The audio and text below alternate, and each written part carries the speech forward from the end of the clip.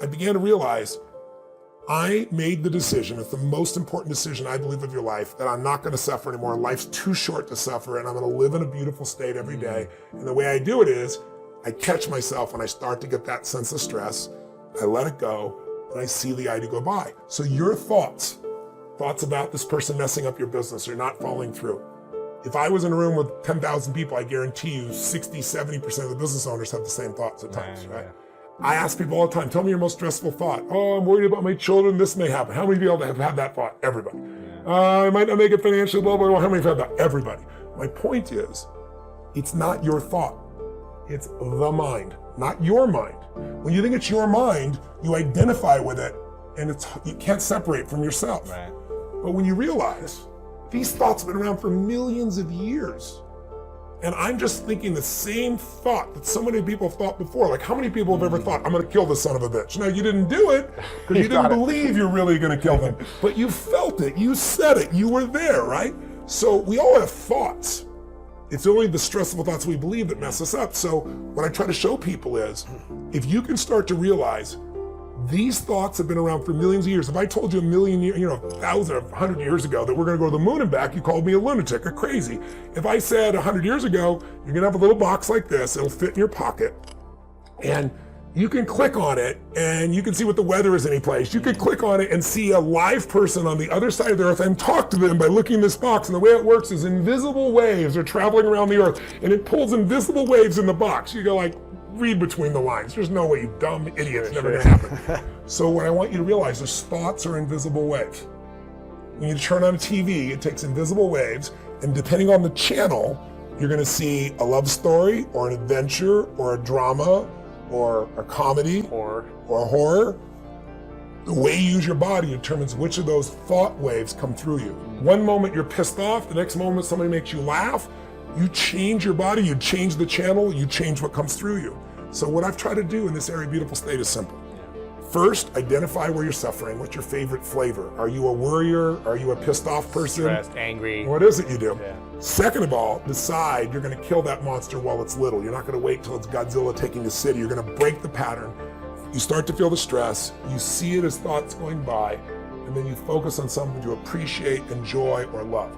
Appreciation, love, and joy destroy suffering. You can't be grateful and angry simultaneously. It's possible.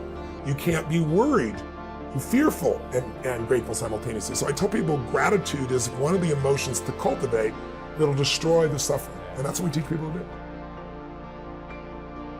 And so I think we need to all try to hear, listen, understand with each other, and we've got to stay out of suffering. So I think I'm going to transition now to that just for time's sake, because it's the main reason I want to reach out to you all. So I hope you're still with me, and I hope you stay with me for the next few minutes, because I really feel like what I'm going to share with you is so simple. But if you'll really stay with me right now, if you want to take a sip of water real fast or get up and shake your body out because you've been sitting for a while, do that if you want to. But I'd like right now to really take you to a place that has changed my life for the better. So here's what it is. When I go to events, I always ask people, why are you here? And people tell me a variety of things. And after I've taken several shares to get a feel for the audience, I'll ask the audience. I say, how many of you came here because, for example, you want to take your business to the next level? You want to grow it, 10, 20, 30%, 100% or more. And I have a lot of business owners in my audiences, maybe almost 70% are self-employed people. Because that type of person usually wants to take control of their life. And so almost everybody raises their hand. And then I say, how many of you are here because you want to produce a change in your body? You want more energy, you want strength, you want vibrancy that can change your life. And you get 70% of the room raising their hand. And then I say, how many of you came because you want to transform a relationship, or you want to find an intimate relationship, or you want to reinvigorate it, or you want to bring passion to it? And you get another 60, 70, 80% of the people raising their hand. I say, how many of you want to earn more money? And so after they do, I say, oh, you guys want everything, you're greedy, right? And they usually laugh. And then I say to them, you all want so many things, but I think what you really want, and I'm going to ask you right now as you're listening to me, I think what you really want is an extraordinary quality of life, a magnificent life. And what is that? Well, it's really life on your terms. I'm not here to tell you to be like Tony Robbins. That's absurd. I want you to have what you want. As I said earlier, some people's idea of an extraordinary life is, this beautiful family. Some it's a garden. Some people it's a business. Some people it's praying and connecting with God. There's so many ways to have an extraordinary life. My entire commitment is figuring out what your outcome is, what you want, and then help you get there quicker. Now, since I'm not with you, I'd like to give you 2 things that are the 2 skills that I think you have to master to have that life on your terms, that extraordinary life. The first master skill is the science of achievement. And it is a science, meaning there are rules. And if you align with the rules, you're going to succeed. And if you ignore the rules, you're going to pay a price, and it's not a good price. So, for example, in 2008, when I saw so many people losing their homes, losing half their net worth overnight, and I knew it was manipulated, the market was manipulated, because I work with Paul Tudor Jones, it made me crazy.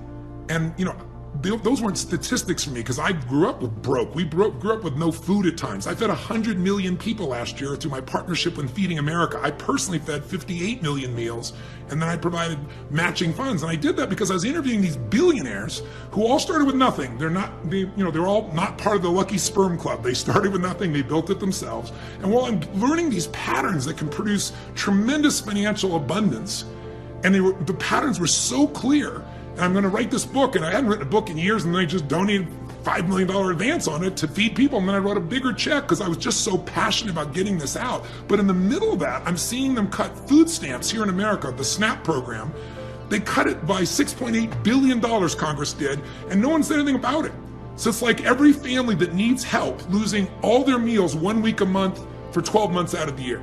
And the hope would be that the general public would come up with money to do it. So that's when I said I'm going to feed 100 million people. And by the way, I'm doing it again this year. I'm going to feed 1 billion people over the next 9 years.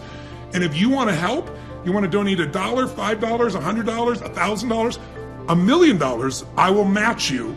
I will literally match you if you go to feedingamerica.org, I believe it is, and look for the Billion Meals plan. And if you do it, I'll match whatever funds you do. But anyway, the point of this is, there are rules to being financially free. If you don't know what they are, you're going to get hurt. Ignorance is not bliss. Ignorance is pain. Ignorance is poverty. What's another science of achievement? Your body. Think about it. Every single one of us has a unique biochemistry, but there are certain fundamentals that are the same for everybody's body. If you do certain things, you're going to have lots of energy and vitality. If you violate those things, you're going to have low energy and you're going to have pain and disease.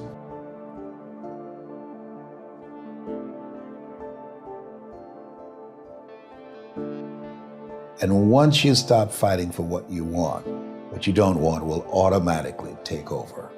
And so it's a fight, it's a challenge in life every day.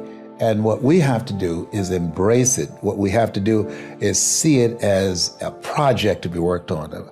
I read something once that I live by. It said, in life, you will always be faced with a series of God-ordained opportunities, brilliantly disguised as problems and challenges.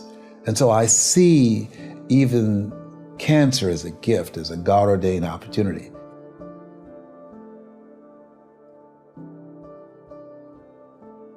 I said with Bill C-16 that I wouldn't speak the language of the radical leftists because I don't think that that language should define the game. But let's say it does. So here's the game. The world is a battleground of groups, and they're battling for power. That's it. That's the game. And some of them win, and they oppress those who don't win. So that's how we're going to view the world. Okay, now the leftists say, okay, well, here's the oppressed people. The oppressors, the patriarchal types, they should be ashamed of themselves and give up some power. And the right-wingers, the radical right-wingers look at that and they say, oh, I see, so the game is ethnic identity, is it? It's identity politics. Okay, we're white males. We're not going to lose. That's the right-wing version of identity politics. It's like, screw you. If we're going to divide into groups, if we're going to divide into tribes, and I'm in my tribe, I'm not going to get all guilty and lose. I'm going to get all cruel and win.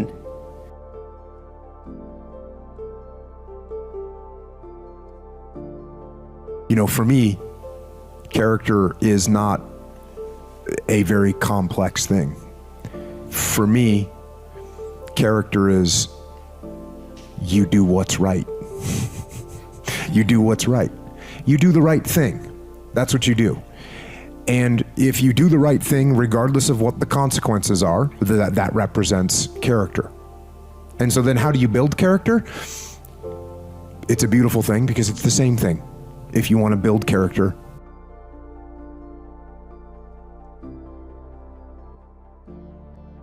and then before you go to sleep, ask yourself this question. Did I live out my plan for today? Your days are your life in miniature. All you need to do is not worry about the next week, the next month, the next year. Forget about that. That's a waste of time. Own your day. Your days are your life in miniature.